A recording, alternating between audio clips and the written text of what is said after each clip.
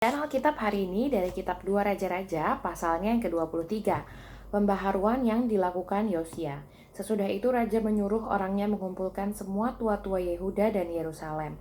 Kemudian pergilah raja ke rumah Tuhan dan bersama-sama dia semua orang Yehuda dan semua penduduk Yerusalem, para imam, para nabi dan seluruh orang awam dari yang kecil sampai yang besar. Dengan didengar mereka, ia membacakan segala perkataan dari kitab perjanjian yang ditemukan di rumah Tuhan itu. Sesudah itu berdirilah raja dekat tiang dan diadakannya lah perjanjian di hadapan Tuhan untuk hidup dengan mengikuti Tuhan dan tetap menuruti perintah-perintahnya, peraturan-peraturannya dan ketetapan-ketetapannya dengan segenap hati dan dengan segenap jiwa dan untuk menepati perkataan perjanjian yang tertulis dalam kitab itu. Dan seluruh rakyat turut mendukung perjanjian itu. Raja memberi perintah kepada imam besar Hilkia dan kepada para imam tingkat 2 dan kepada para penjaga pintu untuk mengeluarkan dari bait Tuhan segala perkakas yang telah dibuat untuk Baal dan Asyera dan untuk segala tentara langit. Lalu dibakarnyalah semuanya itu di luar kota Yerusalem, di padang-padang Kidron, dan diangkutnyalah abunya ke Betel.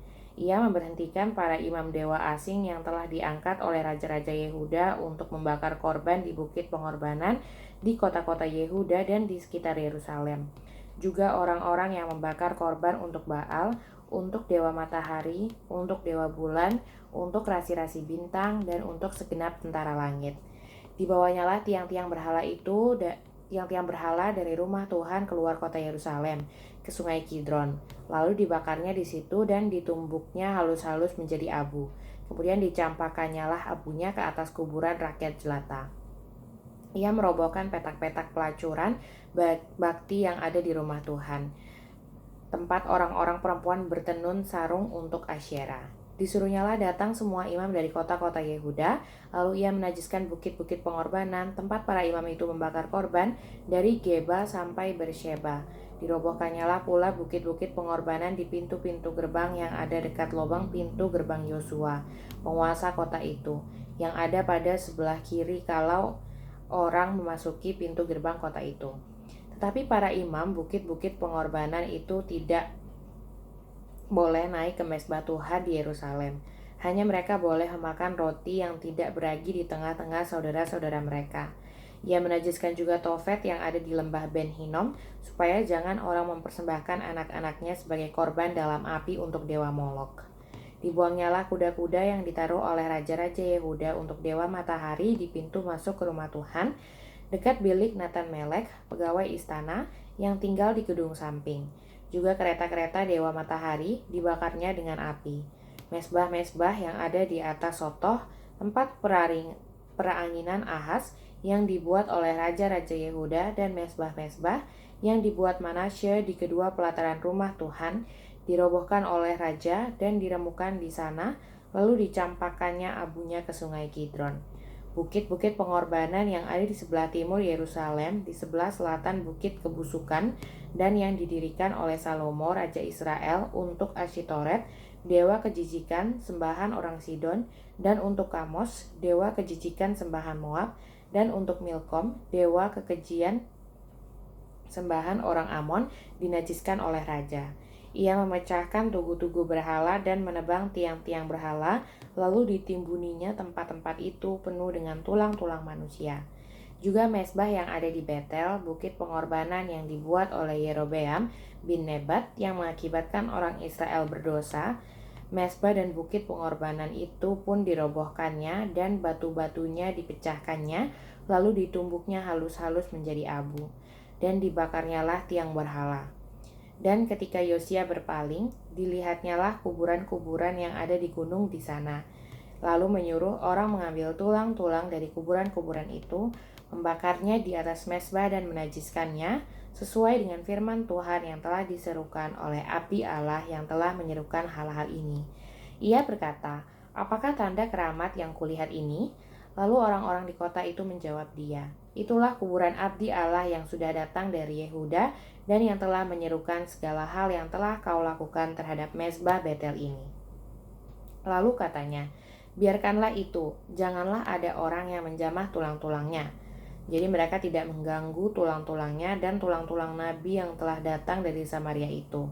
Juga segala kuil di bukit-bukit pengorbanan yang di kota-kota Samaria yang dibuat oleh raja-raja Israel untuk menimbulkan sakit hati Tuhan dijauhkan oleh Yosia, dan dalam hal ini ia bertindak tepat seperti tindakannya di Betel. Ia menyembelih di atas mezbah-mezbah itu semua imam bukit-bukit pengorbanan yang ada di sana, dan dibakarnya tulang-tulang manusia di atasnya, lalu pulanglah ia ke Yerusalem. Kemudian raja memberi perintah kepada seluruh bangsa itu, "Rayakanlah Paskah bagi Tuhan Allahmu seperti yang tertulis dalam kitab perjanjian ini.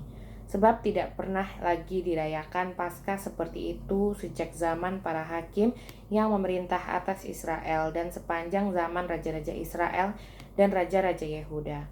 Tetapi barulah dalam tahun ke-18 zaman Raja Yosia Paskah ini dirayakan bagi Tuhan di Yerusalem. Para pemanggil arwah dan para pemanggil roh peramal, juga terafim, berhala-hala, dan segala dewa kejijikan yang terlihat di tanah Yehuda dan di Yerusalem dihapuskan oleh Yosia dengan maksud menepati perkataan Taurat yang tertulis dalam kitab yang telah didapati oleh Imam Hilkia di rumah Tuhan. Sebelum dia tidak ada raja seperti dia yang berbalik kepada Tuhan dengan segenap hatinya, dengan segenap jiwanya, dan dengan segenap kekuatannya, sesuai dengan segala Taurat Musa. Dan sesudah dia tidak ada bangkit lagi yang seperti dia. Tetapi Tuhan tidak beralih dari murkanya yang sangat bernyala-nyala itu, yang telah bangkit terhadap Yehuda oleh karena segala sakit hatinya yang ditimbulkan Manasye. Lalu berfirmanlah Tuhan, "Juga orang Yehuda akan kujauhkan dari hadapanku, seperti aku menjauhkan orang Israel. Dan aku akan membuang kota yang kupilih ini, yakni Yerusalem dan rumah ini. Walaupun aku telah berfirman tentangnya, namaku akan tinggal di sana." Selebihnya dari riwayat Yosia dan segala yang dilakukannya, bukankah semuanya itu tertulis dalam kitab sejarah Raja-Raja Yehuda?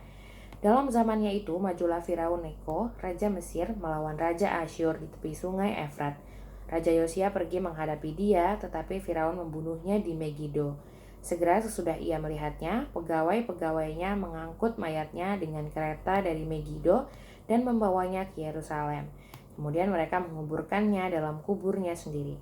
Maka rakyat negeri itu menjemput Yoahas, anak Yosia, mengurapi dia dan mengangkat dia menjadi raja menggantikan ayahnya. Yoahas Raja Yehuda. Yoahas berumur 23 tahun pada waktu ia menjadi raja, dan 3 bulan lamanya ia memerintah di Yerusalem. Nama ibunya ialah Hamutal binti Yeremia dari Libna. Ia melakukan apa yang jahat di mata Tuhan, tepat seperti yang dilakukan oleh nenek moyangnya. Firaun Neko mengurung dia di Ribla di tanah Hamat, supaya jangan ia memerintah di Yerusalem. Lagi Firaun membebankan kepada negeri itu denda sebesar 100 talenta perak dan 10 talenta emas. Firaun Neko mengangkat Eliakim anak Yosia menjadi raja menggantikan Yosia ayahnya, dan menukar namanya dengan Yoyakim. Tetapi Yoahas dibawanya. Yoahas tiba di Mesir dan mati di sana. Yoyakim memberi emas dan perak itu kepada Firaun. Tetapi ia menarik pajak dari negeri supaya dapat memberi uang itu sesuai dengan titah Firaun. Ia menagih emas dan perak itu dari rakyat negeri, dari setiap orang menurut jumlah ketetapan pajaknya, untuk memberikannya kepada Firaun Neko. Yoyakim Raja Yehuda. Yoyakim berumur 25 tahun pada waktu ia menjadi raja, dan 11 tahun lamanya ia memerintah di Yerusalem. Nama ibunya ialah Zebuda binti Pedaya dari Rumah. Ia melakukan apa yang jahat di mata Tuhan, tepat seperti yang dilakukan oleh nenek moyangnya.